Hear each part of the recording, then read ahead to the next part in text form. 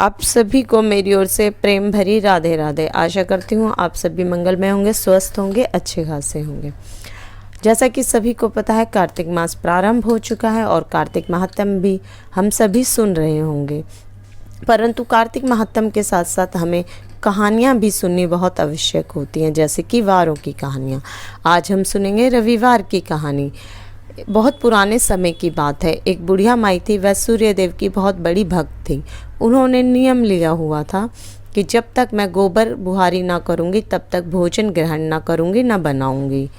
वह गाय के गोबर से ही अपने घर को लीपती, चौका बुहारी करती और तभी भोजन तैयार करती थी। तो एक दिन बुढ़िया माई जैसे ही गोबर लेने के लिए जाने लगती है, बहुत आंधी तूफान आ जाता है, जिसके कारण बुढ़िया माई गोबर ले आने में असमर्थ होती है और आंधी तूफान के कारण बुढ़िया माई गोबर लेने नहीं जा पाती। तो बुढ़िया माई भूखी ही सो जाती है। ऐसे करते करते 7 दिन बीत जाते हैं। 7 दिनों तक ना आंधी रुकती है, ना बारिश, ना तूफान। बुढ़िया माई बेचारी 7 दिनों तक बहुत भूखी रहती है। भूख के कारण और स्थिर शरीर होने के कारण, क्योंकि बुढ़ापे का शरीर होता है, वह बहुत कमज़ोर हो जाती हैं।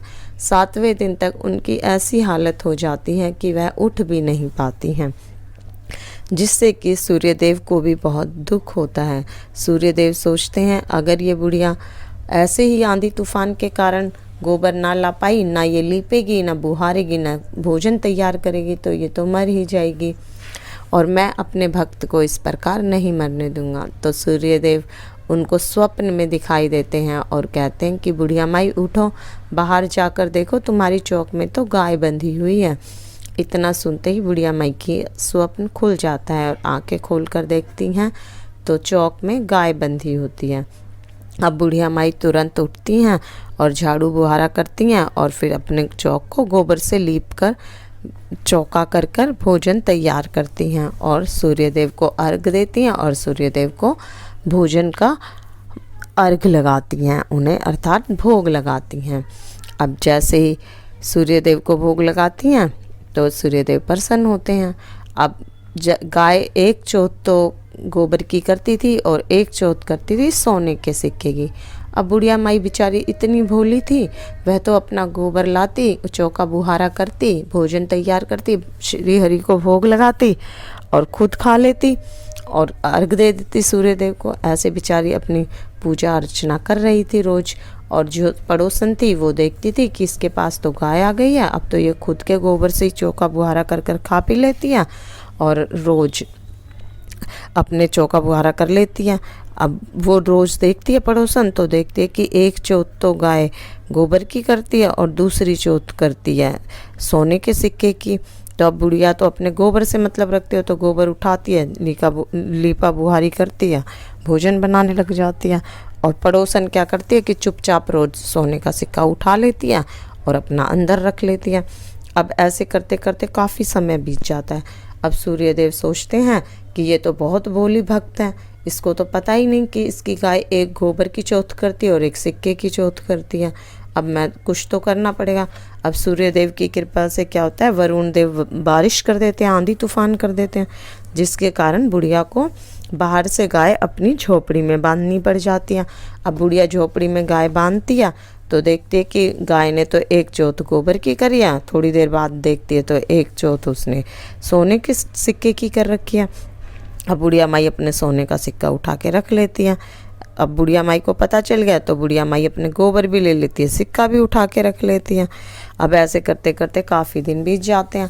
अब पड़ोसन सोचते हैं कि महीना 20 दिन हो गए और ये तो अमीर हो जाएगी और मैं तो गरीब हो जाऊंगी। ये इसकी तो गाय सोने का टका देती है, सोने का सिक्का हंगती है। तो अब पड़ोसन के मन में लालच होता है, क्योंकि वो तो शुरू से उठा रही होती है सिक्का। तो अब क्या करती है कि ना जाती है और ना राजा के महल में जाके बोल देती है कि मेरी पड़ोसन के पास तो ऐसी गाय है जो सोने का सिक्का देती है। ऐसी गाय क्या किसी और की झोपड़ी में शोभा देती है, ये तो राजमहलों में होनी चाहिए ऐसी गाय तो जो सोने का सिक्का देती है। अब बुढ़िया माई के पास उसके राजा के दूत जाते हैं, राजा के नौकर जाते हैं, सेवक वगैरह सब, तो बोलते हैं कि बुढ़िया माई तूने तो राज से दगा करा है, तेरे पास तो ये सोने का टका देने वाली गाय है और तूने राजा को इसकी खबर भी नहीं दी। बुढ़िया माई बेचारी कुछ बोलती नहीं है। अब वो सारे उसके जो आते हैं नौकर चाकर राजा के, उनको गाय को लेके चले जाते हैं।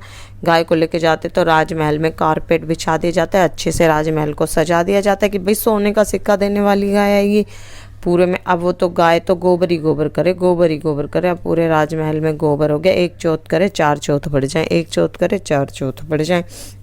अब पूरे राजमहल में गोबर की बदबू हो गई। राजा फिर उसको बुलाता है पड़ोसन को सोच विचार कर तो कहता है कि तूने तो झूठ बोला, ये तो गोबर ही गोबर करती है। अब वो तो उसको बंदी बना लिया जाता है पड़ोसन को।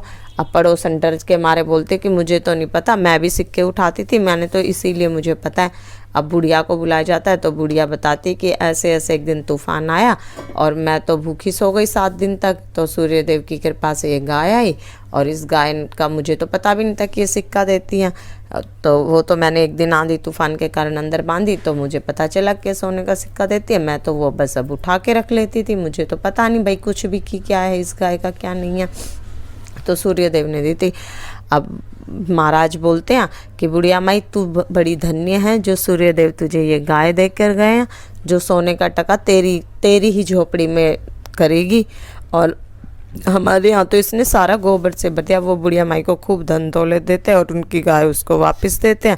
बुढ़िया माई को राजमहल में रहने के लिए जगह देते हैं। जैसे सूर्य नारायण ने बुढ़िया माई की लाज रखी, ऐसे ही सूर्यदेव सबकी लाज रखें। कहते सुनते हुंकारे भरते सबकी लाज रखें। अगर आपको ऐसी ही कार्तिक से जुड़ी या किसी भी व्रत से जुड़ी हुई कहानी सुननी है तो मेरे चैनल को लाइक करें, सब्सक्राइब करें एंड शेयर करें। राधे राधे।